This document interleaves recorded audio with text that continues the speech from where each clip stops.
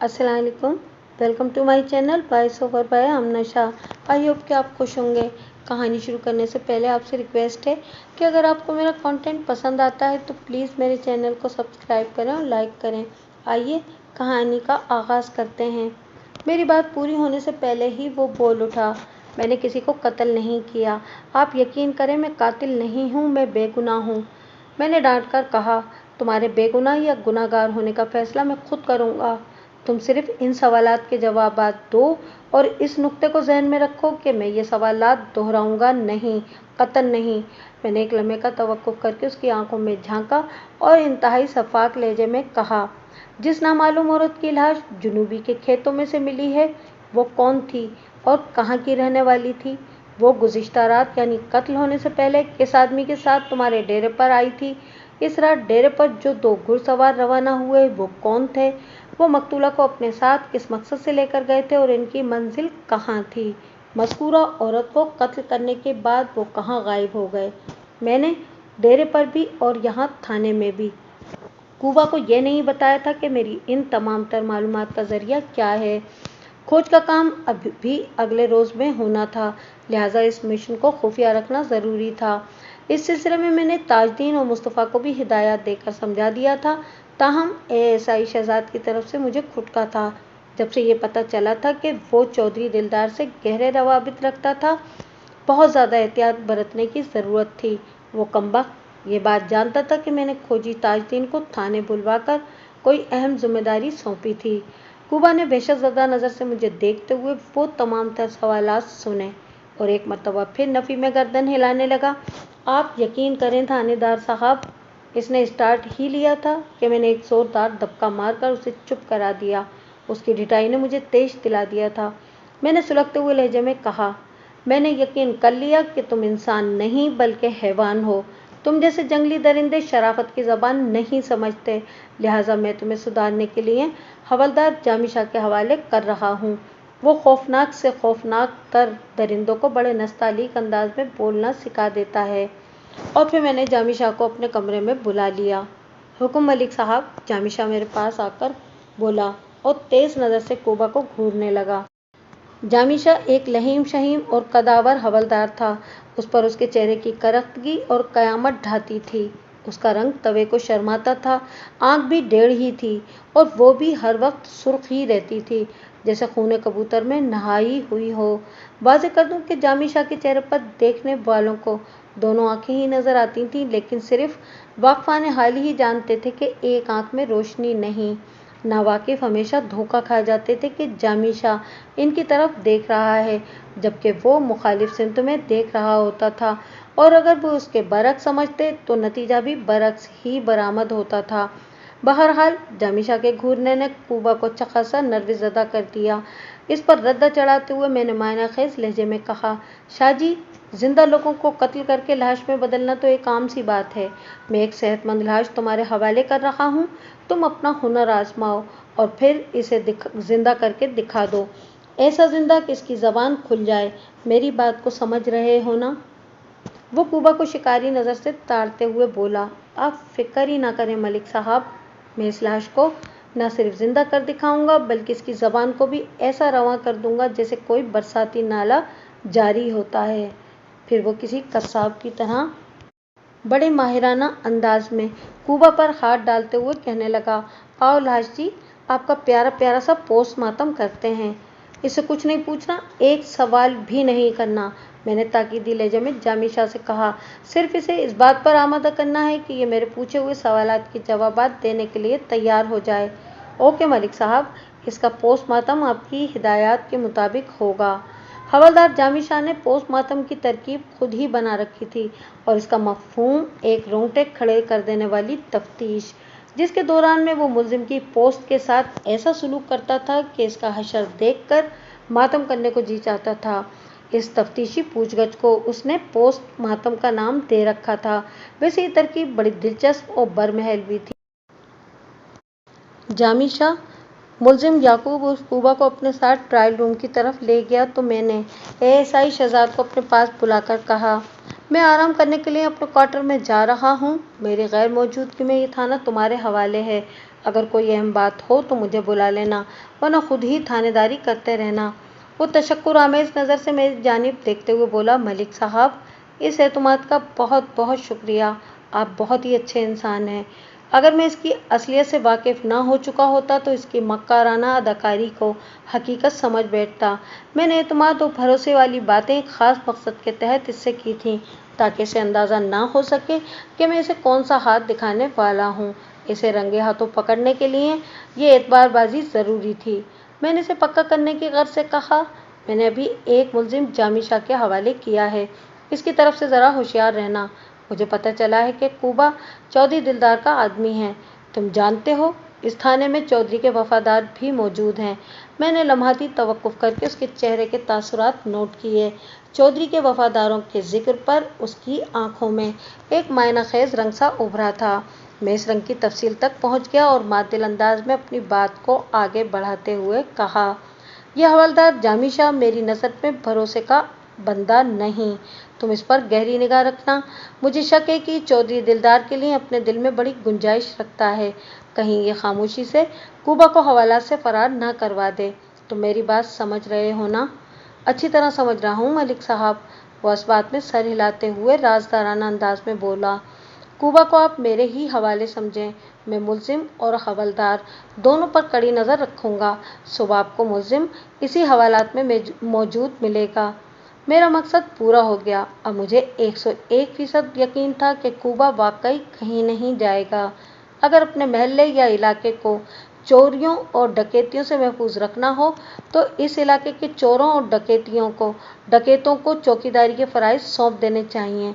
मुझे ये तो उम्मीद थी कि शहजाद कूबा की गिरफ्तारी की खबर किसी भी ज़रिए से चौधरी तक ज़रूर पहुंचाएगा, लेकिन अब ये इत्मीनान हो गया था कि वो इसे फ़रार होने में कोई मदद नहीं देगा। मैं अपनी सीट से उठा तो शहजाद ने पूछ लिया, वैसे मलिक साहब, कूबा को आपने किस चक्कर में गिरफ्तार किया है? ये सवाल करते हुए उसने बड़ा मोहतात अंदाज इख्तियार किया था। मैंने सरसरी लहजे में कह दिया, चक्कर तो कोई ख़ास नहीं है। मैंने सुना है वो चौधरियों के इल्म में लाए बगैर जुर्म पेशा अफराद को डेरे पर पनाह देता है। बस इसी सिलसिले में इसे थोड़ी तफ्तीश से गुजारना है। हो सकता है कि कोई काम की बात सामने आ जाए। वो पुरमाइनी अंदाज में सर हिलाकर रह गया। मैंने अपनी अलमारी खोली और फाइलों का पुलंदा बाहर निकाल लिया। फिर अलमारी को ताला लगाने के बाद मैं अपने क्वार्टर की जानिब चल पड़ा। ये फाइलें मैं कल रात भी अपने साथ लाया था, लेकिन नूरी की आमद ने मुझे इस तरफ तवज्जो देने का मौका न दिया और ये सोचकर मैं इन्हें थाने से उठा लाया था कि अपने कमरे में बैठकर इनका मुतालिया करूँगा। मगर आज का दिन इतना हंगामा परवर गुजरा था कि मुझे टाइम ही नहीं मिला और मैं इनका मुताला नहीं कर सका। इस रात मैंने हर सूरत इन फाइलों को खोलकर देखने का इरादा किया हुआ था, लेकिन मैं जैसे ही रात के खाने से फारिग हुआ, एक नई मसरूफियत मेरी मुंतज़िर थी। मैं उम्मन रात का खाना इशा की नमाज से थोड़ा पहले खाता था और नमाज की अदायगी के बाद अगर हंगामी नोयत का काम ना होता तो मैं सोने के लिए बिस्तर पर लेट जाता था। इस रात खासी ताख़ीर से खाना खाया था, लिहाजा नमाज से फारिग होने में भी अच्छी खासी देर हो गई। लगभग 11 बजे रात में अपनी चारपाई पर आया। अब मैं तसल्ली से इन अहम फाइलों को देखना चाहता था जो चारपाई के करीब छोटी मेज़ पर रखी थीं। इसी लम्हे क्वार्टर के दरवाजे पर दस्तक हुई। मैं सहन में चारपाई डाले बैठा था। चौंक कर बैरूनी दरवाजे की तरफ देखा और ज़ेरे लब बुलबुलाया, इस वक्त कौन आ गया? दस्तक सुनकर खुद ब खुद मेरा ध्यान मकतूला नूरी की तरफ चला गया था। गुज़िश्ता रात वो मुझसे मिलने क्वार्टर पर आई थी और अपने दुखों की एक झूठी कहानी सुनाकर चली गई थी। मैं इसकी इस हरकत को अभी तक किसी खाने में फिट नहीं कर सका था।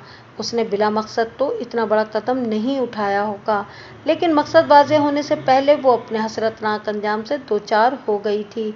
अब उसके कातिल ही से सारी उम्मीदें वाबस्ता थीं। वो शख्स अगर हाथ आ जाता तो इस सरबस्ता राज से भी पर्दा उठ सकता था। मैंने ये सोचते हुए क्वार्टर का दरवाज़ा खोल दिया कि शायद थाने में कोई इमरजेंसी पेश आ गई है और कोई मुझे बुलाने के लिए आया है, लेकिन खुले हुए दरवाजे में कांस्टेबल मुस्तफ़ा की सूरत देखकर मैं हैरान रह गया। मैंने उसे अंदर आने का रास्ता दिया और पूछा, खैरियत तो है? मुस्तफ़ा, तुम इस वक्त? बिल्कुल खैरियत है जनाब, उसने क्वार्टर के अंदर दाखिल होते हुए कहा। मैं आपके पास से जाने के बाद सीधा इम्तियाज के घर गया था ताकि कूबा के बयान की तस्दीक हो सके। इम्तियाज तो घर पर नहीं मिल सका, अलबत्ता इसकी बीवी नगमा से मैंने तफसीली बात की है। उसने चंद अहम बातें उगली हैं। मैंने सोचा कि फौरन आपके इल्म में ले आऊं, इसीलिए इतनी रात को जहमत दे रहा हूं। जहमत की क्या बात है? मैंने बैरूनी दरवाज़ा बंद करके इसकी तरफ मुड़ते हुए कहा। अहम काम के लिए तो तुम मुझे रात के किसी भी पहर उठा सकते हो। वैसे मैं अभी तक जाग ही रहा था। एक लम्हे को रुककर मैंने इससे पूछ लिया, नगमा ने कौन सी काम की अहम बातें बताई हैं? मैं महसूस कर रहा हूँ कि इन बातों का ताल्लुक किसी न किसी हवाले से नूरी मर्डर केस से होगा। आपका अंदाज़ा बिल्कुल दुरुस्त है जनाब, वो इस बात में सर हिलाते हुए बोला। कूबा ने सरासर गलत बयानी से काम लेकर हमें गुमराह करने की कोशिश की है। अगर इस पर सख्ती की जाए तो मुझे यकीन है कि हम नूरी के कत्ल वाला मुअम्मा हल कर सकते हैं। कूबा की तो तुम फिक्र ही ना करो, मैंने इसे जामी शाह के हवाले कर दिया है। वो इसके गोश्त पोस्त का मातम ख़त्म बड़े तसल्ली बख्श अंदाज में कर लेगा। तुम सुनाओ, नगमा ने इम्तियाज़ के बारे में क्या बताया है? पहली बात तो ये कि नगमा पिछले 2 महीनों से ज़रा सी भी बीमार नहीं हुई, मुस्तफ़ा ने ठहरे हुए लहजे में बताया। कूबा ने उसकी बीमारी के सिलसिले में झूठ बोला है। दूसरे, इम्तियाज़ के बारे में भी कूबा की दरो कोई पकड़ी गई है। नगमा के मुताबिक इम्तियाज़ चौधरी दिलदार के किसी ज़रूरी काम से कल सुबह मौजा जंडियाला कलां गया था और बीवी को बताया था कि 2 दिन के बाद वापस आएगा, यानी इसकी वापसी कल होगी। बस ये है सारी कहानी जनाब। मुस्तफ़ा की बात सुनकर मैं गहरी सोच में डूब गया। अब इस बात में किसी शक व शुबे की गुंजाइश बाकी नहीं रही थी कि कूबा ने हमसे खुला झूठ बोला था। जब भी कोई शख्स झूठ बोलता है तो उसका मतलब यही होता है कि वो कोई ख़ास बात छुपाना चाहता है। कूबा ने इम्तियाज़ के हवाले से गलत बयानी की थी, जिससे ज़ाहिर होता था कि वो नहीं चाहता था कि हम इम्तियाज़ के ग़याब के बारे में हक़ाइक़ तक पहुँच सकें। अब एक ही तरफ ध्यान जाता था। जो 2 घुड़सवार नूरी के साथ जाए वक़ुआ पर पहुँचे थे, इनमें एक यकीनी तौर पर इम्तियाज़ ही था। मैंने मुस्तफ़ा से पूछा, ये मौज़ा जंडियाला कलां किस तरफ वाक़ है? जनाब, ये गांव यहाँ से इंतहाई जुनूब में वाक़ है, उसने जवाब दिया। यहाँ तक पहुँचने के 2 रास्ते हैं। एक तो ये सीधी पुख्ता सड़क है, इस पर जुनूब की सिमत सफ़र करें तो एक छोटा सा कस्बा फैज़ाबाद आता है। फैज़ाबाद से ये सड़क थोड़ी सी मगरिब की जानिब घूम जाती है। इसी घुमाव के मकाम से एक कच्ची सड़क निकलकर कदर मशरिक़ की तरफ बढ़ती है, जो सीधी मौज़ा जंडियाला कलां तक पहुँचती है। जंडियाला कलां एक ख़ासा बड़ा गाँव है। और दूसरा रास्ता? मुस्तफ़ा रुका तो मैंने इज़्तिरारी लहजे में कहा। वो बोला, दूसरा रास्ता जंगल में से गुजरता है। जंगल में से? मैं चौंक उठा। वो वजाहत करते हुए बोला, मलिक साहब, जाए वक़ुआ की जानिब से अगर जंगल में दाखिल हुआ जाए तो जुनूब मशरिक़ की सिमत में सफ़र करते हुए जब जंगल से बाहर निकलें तो सामने खेतों का एक तवील सिलसिला फैला हुआ मिलता है। ये खेत दरअसल जंडियाला कलां ही की हुदूद में आते हैं। इन खेतों के जुनूब में मौज़ा जंडियाला कलां वाक़ है। वो एक लम्हे को रुका, फिर इजाफा करते हुए बोला, जंडियाला कलां से अगर 5 मील मशरिक़ की तरफ जाएं तो एक छोटा सा गांव जंडियाला खुर्द वाक़ है। किसी ज़माने में ये दोनों गांव एक ही चौधरी ख़ानदान की अमलदारी में थे, इसलिए इनके नाम भी एक जैसे थे। छोटे बड़े के फ़र्क को वाज़े करने के लिए साथ में कलां और खुर्द लगा दिया गया था। फिर ज़मीन व जायदाद की तरह ख़ानदान का भी बंटवारा हो गया। अब इन दोनों गाँवों में 2 मुख्तलिफ ख़ानदान अपनी अपनी चौधराखट जमाए बैठे हैं, अगरचे नाम अब भी जंडियाला खुर्द और जंडियाला कलां ही है। मुस्तफ़ा गांव के फ़र्क को वाज़े कर रहा था और जंगल के हवाले से मेरा जहन नूरी के कातिल के ताक़ुब में दौड़ रहा था। खोजी ताजदीन के मुताबिक दोनों घुड़सवार एक ख़ास मकाम से घने जंगल में दाखिल हुए थे। अगर वो मुस्तफ़ा के बयान करदा रास्ते पर सफ़र करते तो सीधे जंडियाला कलां पहुँच जाते। इम्तियाज़ की बीवी नगमा ने बताया था कि चौधरी दिलदार ने किसी ज़रूरी काम से इम्तियाज़ को जंडियाला कलां भेज रखा था। हमें ये शक था कि कूबा के डेरे से रवाना होने वाले 2 घुड़सवारों में से एक इम्तियाज़ था। ये तमाम कड़ियाँ एक दूसरे के साथ मिलकर एक जंजीर की सूरत इख्तियार करती जा रही थीं। मैं इन्हीं ख़यालात में मुस्तग़रिक़ था कि मुस्तफ़ा की आवाज़ ने मुझे चौंका दिया। वो पूछ रहा था, मलिक साहब मेरे लिए क्या हुक्म है? अगर मेरी ज़रूरत हो तो मैं इधर ही रुक जाता हूँ। नगमा के इंकिशाफ ने हालात में खासी सनसनी दौड़ा दी है। इम्तियाज़ की ज़ात बहुत ज़्यादा मशकूक नज़र आने लगी है। हाँ, सूरत हाल तो कुछ ऐसी ही है मुस्तफ़ा, लेकिन तुम्हें यहाँ रुकने की ज़रूरत नहीं, मैंने कुछ सोचते हुए कहा। इम्तियाज़ के हवाले से मैं भी इसी अंदाज में सोच रहा हूँ जैसा कि तुम। बहरहाल सुबह तक पूबा की ज़बान भी खुल जाएगी, मैं ज़रा इसकी कहानी भी सुन लूँ, फिर आइंदा के लिए लाहे अमल तैयार करेंगे। मैं सांस लेने के लिए रुका, फिर बात जारी रखते हुए कहा, वैसे नगमा के मुताबिक इम्तियाज़ भी कल ही जंडियाला क्लास से वापस आएगा। वो हाथ आ जाए तो इस केस की कड़ियाँ सीधी सीधी तरह बैठ जाएंगी। तुम प्रोग्राम के मुताबिक सुबह 8 बजे जंगल के इस हिस्से में पहुंचो जहां से तुमने खोजी ताजदीन के साथ मिलकर खुरे का काम मुकम्मल करना है। और अगर वाकई इन 2 घुड़सवारों का खुरा तुम लोगों को मौजा जंडियाला कलां तक ले जाता है तो फिर गांव में घूम फिर कर इम्तियाज़ के बारे में भी कुछ मालूमात हासिल करने की कोशिश करना। मुस्तफ़ा ने मुझे यकीन दिलाया कि वो मेरी हिदायत के मुताबिक अमल करेगा। फिर वो मेरे क्वार्टर से रुखसत होकर अपने घर की तरफ चला गया।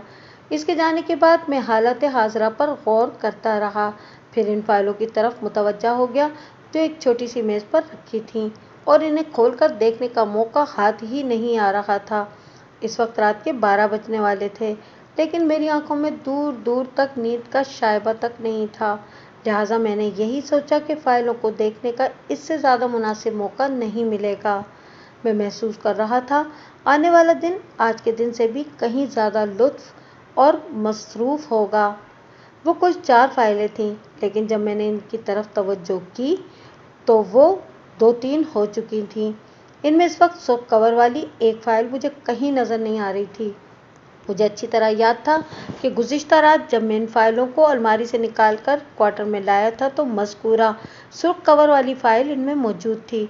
आज सुबह जब मैं इन्हें अपने साथ थाने लेकर गया तो मैंने इस तरफ ज़्यादा ध्यान नहीं दिया था और अब भी मैं इसे ऐसे ही उठा लाया था। आज का दिन इतनी अफरा तफरी और हंगामा खेजी में गुजरा था कि मुझे किसी और तरफ ध्यान देने का मौका न मिल सका। मैंने चंद लम्हात तक इस सुर्ख कवर वाली फ़ाइल के बारे में सोचा। जब कुछ याद ना आया तो मैंने यही फर्ज कर लिया कि अलमारी में से फाइलें निकालते हुए वो वहीं रह गई होगी। जी में आया कि इस फाइल को सुबह चेक कर लूँगा, जो मौजूद हैं ज़रा इनका ही मुताला कर लूँ, लेकिन पासबाने अक्ल ने मुझे फ़ौरन चौकन्ना कर दिया और जहन में ये मकूला गर्दिश करने लगा कि आज का काम कल पर नहीं छोड़ना चाहिए। अभी तक मैंने इन फाइलों को खोलकर नहीं देखा था, इसलिए मैं नहीं जानता था कि इनमें से कौन कौन से राज महफूज हैं। मेरी छठी हिस्स पुकार पुकार कर कहने लगी, पहले मुझे सुर्ख कवर वाली फ़ाइल के बारे में इत्मीनान कर लेना चाहिए कि वो मेरे कमरे वाली अलमारी में मौजूद है या नहीं। इसके बाद मुतमईन होकर बैठना चाहिए। फ़ाइलों को खोलकर इनका मुताला करना बाद की बातें हैं। मैंने छठी हिस्स की पुकार को लाई की तवज्जो जाना, क्योंकि इसने मुझे कभी धोखा नहीं दिया था। मैं अपने क्वार्टर का दाखिली दरवाज़ा बंद करके थाने की तरफ आ गया। मैंने इमारत वाले हिस्से में कदम रखा तो मेरी समात तक एक ऐसी आवाज़ ने रसाई हासिल की जिसको सुनकर यूँ महसूस हुआ जैसे किसी जानवर को बड़ी बेदर्दी से ज़ुबह किया जा रहा हो। मुझे ये समझने में कतई कोई दिक्कत महसूस ना हुई कि मुजरिमों का सर्जन जामी शाह एक जिंदा लाश के पोस्टमार्टम में मसरूफ़ था। मैं सीधा अपने कमरे में पहुंचा और जेब से चाबी निकालकर इस आहनी अलमारी को खोलने लगा जिसमें मज़कूरा फ़ाइलों को रखा जाता था। मैंने इस अलमारी के हज़मी कुफ्र में अभी चाबी दाखिल ही की थी और इसे घुमाने का इरादा रखता था कि मुझे अपने अक़ब में किसी की मौजूदगी का एहसास हुआ। मैंने ताला खोलने के इरादे को मौकूफ़ करके फ़ौरन पीछे पलट कर देखा। मेरे कमरे में ASI शहजाद खड़ा था। मुझसे नज़रें मिली तो वो संजीदगी से बोला, मलिक साहब खैरियत तो है? इस वक्त अचानक आप थाने में? बस एक ज़रूरी काम याद आ गया था, मैंने सरसरी अंदाज में कहा। मेरे लायक कोई खिदमत हो तो बताएं, वो हमदर्दाना फरमाबरदारी से बोला। मैंने कहा, तुम्हें जागते हुए देखकर मुझे खुशी हुई है। ऐसे ज़िम्मेदार और फर्शनास नौजवानों की मैं बहुत कदर करता हूँ। मुझे यकीन है कि तुम एक रोज़ ज़रूर थाना इंचार्ज बनोगे। मैंने दानिस्ता इसके सामने रेड फाइल का तस्करा गोल कर दिया था और तारीफ़ी जुमले मैंने महज इसे मज़ीद खुशफहमी में मुब्तला रखने के लिए अदा किए थे। मैं इस शख्स को बड़ी एहतियात और खूबसूरती से शिकार करना चाहता था। उसने मेरे कहे को रास्त जाना और ममनूनियत भरे लहजे में बोला, खुदा आपकी ज़ुबान मुबारक करे मलिक साहब। अगर मुझे तरक्की पाकर किसी थाने का इंचार्ज मिल जाए तो मैं इसे अपनी सबसे बड़ी कामयाबी समझूंगा।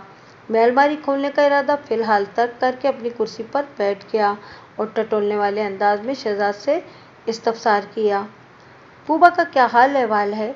मैंने ट्रायल रूम की तरफ से बड़ी दर्दनाक आवाज़ें उभरती सुनी हैं। जनाब, कूबा इस वक्त अपने हवलदार के कब्जे में है। इस जल्लाद के शिकंजे में फंसा हुआ बंदा अब कह कहे तो लगाने से रहा। मैंने उसके तंज को नज़रअंदाज करते हुए कहा, ये कूबा सुना है चौधरी दिलदार का खास आदमी है, लेकिन अभी तक चौधरी की तरफ से कोई हलचल नजर नहीं आई। अपने बंदे की गिरफ्तारी पर इसे यूं खामोश होकर तो नहीं बैठना चाहिए था। ये बात करते हुए मैं बराह रास्त इसकी आंखों में भी देख रहा था। मुझे उसके चेहरे पर और आंखों में ऐसे तासुरात नजर आए जैसे वो अपने दिली जज्बात को मुझसे छुपाने की कोशिश कर रहा हो। लम्हाती तामुल के बाद उसने कहा, मुमकिन है चौधरी साहब को अभी कूबे की गिरफ्तारी का इल्म ही ना हुआ हो। हाँ, यही बात होगी, मैंने मायना खेज लहजे में कहा। वो जुज़बुज़ होकर इधर उधर देखने लगा। मैंने कहा, शहजाद, कूबे के साथ ही डेरे पर इम्तियाज़ नामी एक शख्स भी होता है। मुझे पता चला है कि चौधरी दिलदार ने इसे मौजा जडियाला कला किसी ज़रूरी काम से भेज रखा है। वो कल वहाँ से वापस आएगा। मैं चाहता हूँ वो जैसे ही अहमदनगर शुमाली में कदम रखे तुम इसे पकड़कर मेरे पास ले आओ। ये काम तुम्हारे लिए ज़्यादा मुश्किल तो नहीं होगा? नहीं जनाब, आपका हुक्म हो तो कुछ भी मुश्किल नहीं है, वो जल्दी से बोला। मैंने कहा, ठीक है, तुम कल सुबह इस वक्त तक थाने से जाना नहीं जब तक मैं अपनी सीट पर ना पहुंच जाऊं। मैं इम्तियाज़ के सिलसिले में तुम्हें चंद ज़रूरी हिदायत देना चाहता हूं। अगर तुमने ये काम मेरी मर्ज़ी के ऐन मुताबिक कर लिया तो फिर मैं तुम्हें इससे भी बड़ा काम सौंपूंगा। इस काम की तकमील के साथ ही चारों तरफ तुम्हारी शोहरत फैल जाएगी, तुम एकदम से मशहूर हो जाओगे। वो बड़ी तवज्जो से मेरी बातें सुनता रहा। इन बातों में उसकी तरक्की और शोहरत का पैगाम छुपा हुआ था, लिहाजा जाहिर है उसे पसंद भी आ रही होंगी। वो थोड़ी देर मेरे पास बैठा रहा, फिर ये कहकर उठ गया, मैं ज़रा एक राउंड लगा लूँ, फिर आता हूँ। मैंने इसकी फर्शनासी और मुस्तैदी को एक मरतबा फिर सराहा और जाने की इजाज़त दे दी। इसके जाने के बाद मैं दोबारा आहानी अलमारी की तरफ मुतवज्जा हो गया। मैंने इस अलमारी को खोलकर अंदर से बाहर और ऊपर से नीचे तक उसका कोना कोना छान लिया, लेकिन मेरी मतलूबा रेड फाइल कहीं दिखाई न दी। इस बात पर मैं उलझने के साथ साथ बेहद हैरान भी हुआ। मैंने क्वार्टर से लाने के बाद तमाम फाइलें इसी अलमारी में लॉक कर दी थीं और यहीं से ताला खोलकर मैं इन्हें निकाल कर भी ले गया था। इस दौरान में मैंने एक लम्हे के लिए भी रेड फाइल या किसी भी फाइल को अपनी मेज़ पर नहीं रखा था, बल्कि थाने में तो मुझे इन्हें हाथ लगाने की मोहलत ही नहीं मिल सकी थी। फिर मेरी मतलूबा फाइल कहाँ चली गई? मैं इस मसले पर जितना सोच रहा था उतना ही उलझता जा रहा था। मेरी गैर मौजूदगी में एएसआई शहजाद थाने में मौजूद रहा था। हालांकि इस आहानी अलमारी की चाबी सिर्फ मेरे पास होती थी, इसके बावजूद भी मैंने एक लम्हे के लिए ये ज़रूर सोचा कि कहीं ये शहजाद की कोई शरारत ना हो। इसका पस मंज़र जो मेरे सामने आया था, उसको देखते हुए शहजाद से ऐसी शैतानी हरकतों की तवक्को की जा सकती थी। इस आहानी अलमारी में इन फाइलों के अलावा भी बहुत सारे कागजात रखे हुए थे और यकीनन सब के सब अहम और ज़रूरी थे। एक लम्हे के लिए मेरे जी में आई कि मैं अलमारी के तमाम तर मौजूदात को बाहर निकाल कर मेज़ पर ढेर कर दूं। इसके बाद एक एक चीज़ को खूब अच्छी तरह झाड़ पोंछ कर अंदर रखना शुरू कर दूं। इस तरह मतलूबा फ़ाइल अगर इस अलमारी में होती तो मुझे ज़रूर मिल जाती। ये एक दिक्कत तलब काम था, लेकिन मैंने इसकी तकमील के लिए हिम्मत बांध ही ली। इसी वक्त हवलदार जामिशा मेरे पास आ गया और एक मरतबा फिर मुझे अपने इरादे को मुलतवी करना पड़ा।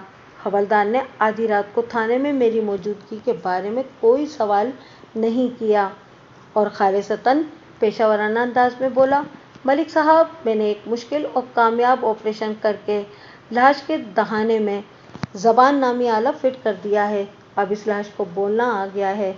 आप चाहें तो इसी वक्त उसका कलाम सुन सकते हैं। बात ख़त्म करते ही वो मायना खेज अंदाज में मुस्कुराने लगा। ये एक खुशाइंद इतला थी।